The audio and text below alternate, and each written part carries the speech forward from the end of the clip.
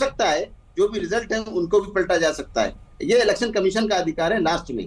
उत्तर पश्चिम मुंबई लोकसभा मतदारसंघातील लोकसभेचे उमेदवार रवींद्र वायकर यांचा विजय सध्या वादाच्या भोवऱ्यात सापडला, कारण ठाकरे गटाकडून या मतमोजणीत गैरप्रकार झाल्याचा आरोप करण्यात आला होता। या आरोपानंतर आता रवींद्र वायकर यांच्या मेहुण्यानं मतमोजणी केंद्रावर मोबाईल वापरल्याप्रकरणी गुन्हा दाखल झालाय। या घटनेनंतर आता रवींद्र वायकर यांची खासदारकी जाणार की राहणार असा सवाल उपस्थित होतोय।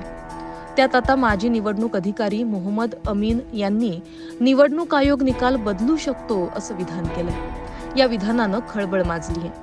माजी निवडणूक अधिकारी मोहम्मद अमीन हे आज तकच्या चर्चासत्रात सामील झाले होते। या चर्चासत्रात बोलत असताना अमीन यांनी निकालावर मोठं विधान केलंय।